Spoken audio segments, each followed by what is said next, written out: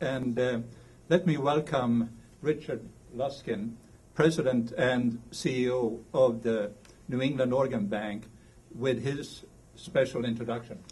Thank you, Dr. Erickson. In New England Organ Bank's 4 decades of operation, we have been involved with many firsts in donation and transplantation. We were instrumental in the region's first heart transplant, the first liver transplant, as well as lung and pancreas transplants. And at the time, each of these transplants were novel procedures.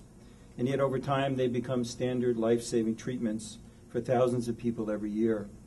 And obviously, we were fortunate to participate, as you've seen, in this region's first face donation and transplant. And although each of these new experiences is different in some ways, they are also very similar in others. They all require the close cooperation and the professional expertise of our staff at the Organ Bank and the surgical transplant staff, in this case here at the Brigham. These firsts also need a transplant recipient willing to accept the risks that are inherent in all innovative surgical procedures.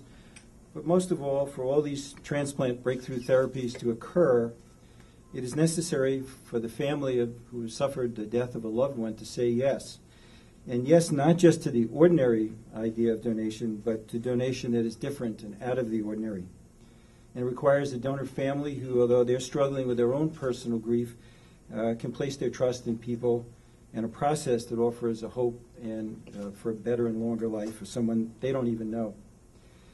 As someone who's worked in this field for 2 decades, I'm often in awe of the families who make these gifts at such a difficult time.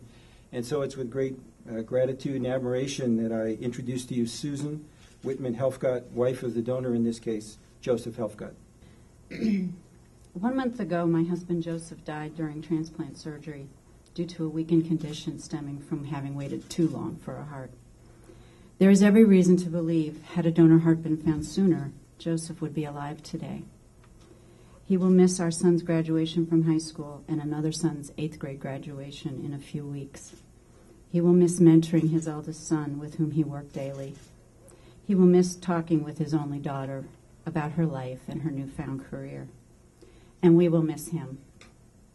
Joseph was born the son of Holocaust survivors. He immigrated at age 2 through Ellis Island, grew up in poverty in the Lower East Side, and earned a doctorate in sociology in spite of the fact his mother was illiterate.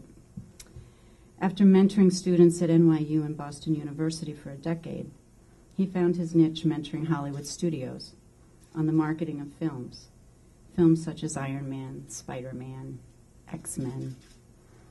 I mention these films in particular because it strikes me that Joseph was actually the real true superhero. Being an organ donor, his greatest legacy as a mentor is having set an example to help Jim, who sits beside me today. He also helped by donating organs that are now furthering scientific study in the areas of kidney and pancreatic disease. As we sit in our darkened movie theaters enthralled by superhero comic books, there are real superheroes living quietly among us today. They are the women and the men who have agreed to sign organ donor cards. Thousands in the United States wait, small children with congenital heart defects who cannot run and play, soldiers who have served in Iraq and Afghanistan, coming home without faces and limbs, and young mothers watching children in kidney failure. Go to your computer and enter Donate Life. Follow the directions and become an organ donor. Si habla español y quisiera ayudar por computadora, vaya, done vida. Then tell your family to honor your wish, as difficult as it might be, during their time of grief. Joseph's life ended in vain too soon, but not really, because it's been my great joy now to meet Jim and find him able to breathe and to speak and eat on his own for the first time in 4 years. It is a miracle, and it's a blessing. I wish to thank the Brigham and Women's Hospital, the hundreds of individuals who, through tireless dedication, 1 minute at a time for several years, kept my husband alive just a little longer to be with his children. I think of all of you each and every day, and I will never forget you. Thank you to Dr. Pomaha and his team, where are you, for their amazing, trailblazing efforts. Most especially, my thanks to Jim. Through his tenacity and sheer bravery, he has come so far in a very short time, and soon will go back to the life that we all take for granted every day when we rise. The health gods thank you.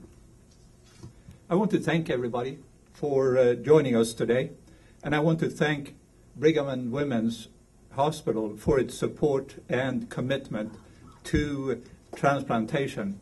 Without that support, we could not take the great strides that we are making in improving the lives of our patients. Thank you, and good day.